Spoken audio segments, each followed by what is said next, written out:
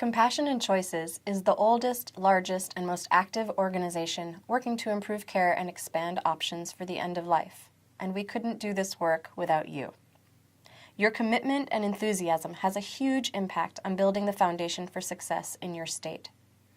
This presentation will walk you through some of the very important tools that will help you participate in advocacy efforts to build political support for medical aid in dying legislation in your state.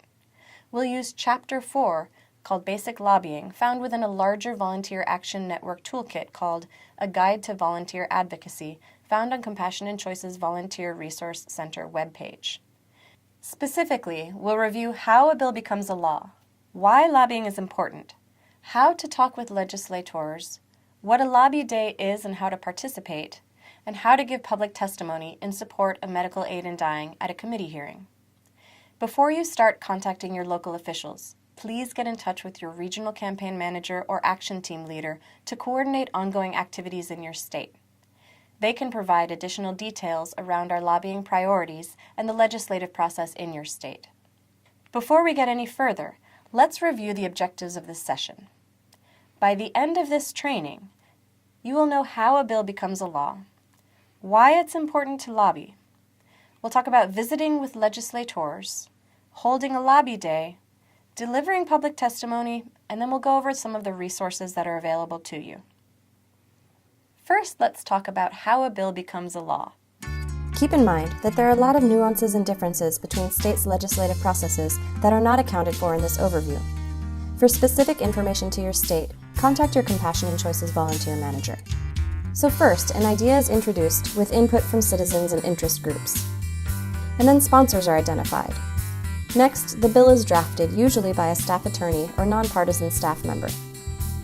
And then the bill is introduced in one or both legislative chambers, either in the Senate or the House of Representatives or Assembly. Keep in mind that fewer than 10% of introduced bills make it to the desk of the governor. And from this point forward, a bill can be defeated by a variety of methods throughout the process. In many states, legislatures are part-time and some only meet for a few weeks. There are really strict rules on where a bill must advance to during the legislative session in order to keep the bill advancing. Next, the bill is referred to committee. This process varies between states. In some states, a bill will be referred to a committee in both legislative chambers. In other states, the bill will be referred to a joint committee. And still in other states, the bill will have to pass through multiple committees, such as public health, judiciary, or insurance, for example. Passing through multiple committees is called getting taken for a ride. The committee process includes a number of steps. First, the bill is scheduled to be considered in either or both chambers. Second, if there's a hearing, public testimony may be submitted to the committee before or during the hearing in writing, or in person at the hearing. If there is no public hearing, public testimony can be submitted by the guidelines and process specific to each state. Consult with your Compassion and Choices campaign manager on the hearing process for your state. Third, there's a committee vote on the bill. If it passes the committee, the bill goes before the entire chamber for the same process: scheduling, hearing, and a vote. And fourth, in most states, if a bill passes one chamber, it goes to the other chamber, where it gets referred to a committee, and the process is repeated. Next, if a different version of the bill passes through committees in both chambers, the bill enters a revision process to reconcile the differences. If the bill passes through a joint committee, the reconciliation process isn't necessary. If both chambers agree upon and pass the bill, it is sent to the governor's desk. When the bill passes through the state legislature, there's a time limit by which the governor must sign or not sign the bill, and this also varies by state. Depending upon the state, what happens to the bill once the time expires also varies. In some states, the bill passes no matter what unless the governor actively vetoes it. In other states, the bill is defeated if the governor does not sign the bill within the time limit stipulated. This is called a pocket veto. And finally, the bill is enacted and becomes state law. To find out how the legislative process works specifically in your state, contact your volunteer manager. So why lobby? As a constituent, your opinion and your vote matter to your representative. What you have to say carries serious weight when your elected official is determining whether they should support or oppose an issue. When constituents speak up and show support for a cause like medical aid in dying, elected officials are more likely to publicly champion the issue in the form of introducing or co-sponsoring statewide legislation. When lawmakers don't hear from their constituents, they may believe it's not in their interest to lend their public support, especially if they believe the issue is controversial. By lobbying your elected officials, you're laying the groundwork for current and future Compassion and Choices campaigns to expand end-of-life options in your state.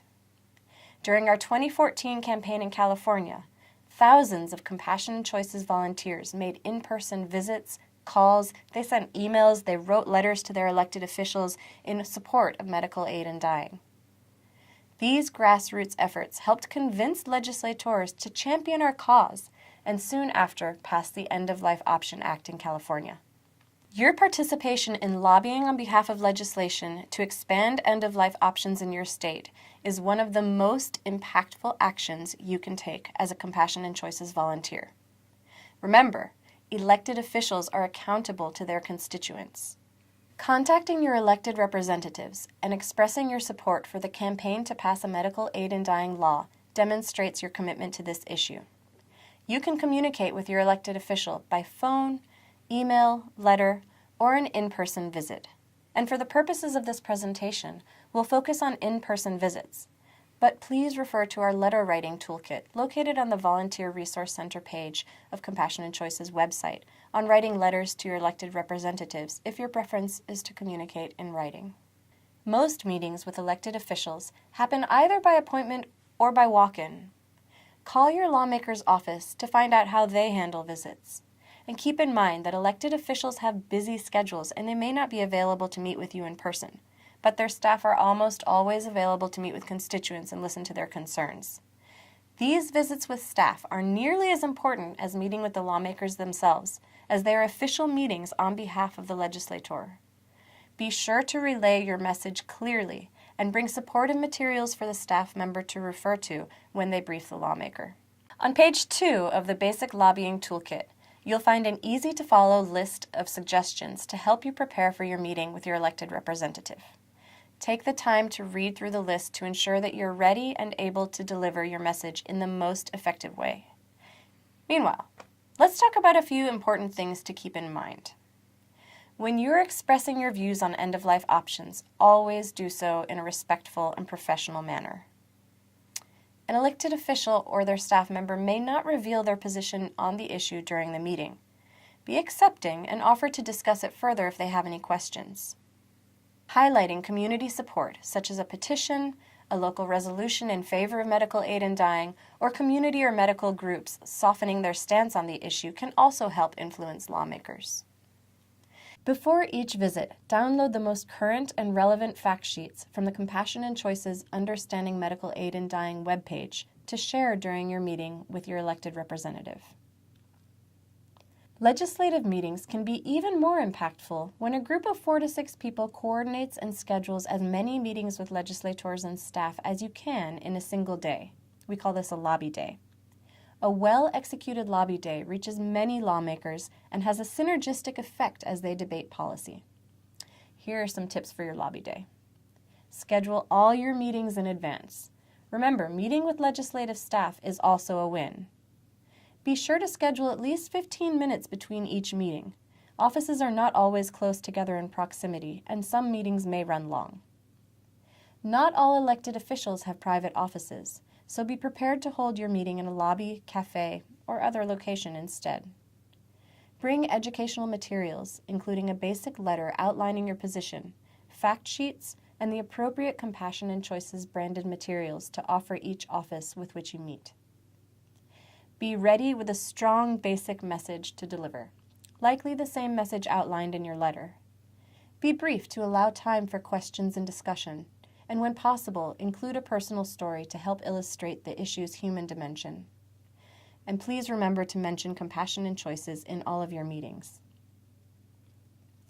If there is a medical aid in dying bill that is being considered by your legislature, it will likely be referred to a committee and hopefully receive a hearing. Committee hearings provide an opportunity for supporters like you to participate in the legislative process by speaking on the public record. Visible support of volunteers and activists are imperative at committee hearings, which are almost always open to the public. Jennifer Glass was a medical aid in dying advocate in California who had terminal cancer. She spent her last months giving powerful testimony before the California legislature. And while she did not live to take advantage of the law, it did pass, and she played an important role. Here are some tips for delivering testimony. Show up. It is critical to demonstrate broad support both for proposed medical aid in dying legislation and for existing legislation. The best way to support the process is to attend the hearing and bring a friend. Be prepared with a very brief 1 to 2 minute statement. Personal stories are often the most impactful, so consider sharing yours if you're comfortable doing so. Please refer to the Compassion and Choices website and coordinate with your Compassion and Choices staff contact to make sure any data or talking points are up to date. And again, remember to mention Compassion and Choices in your statement. Also, be sure to wear business or business casual attire, or your medical uniform if you're a medical provider. No jeans, shorts, t-shirts, or flip-flops. And please do not engage in shouting, booing, or even applause. None are allowed in a hearing.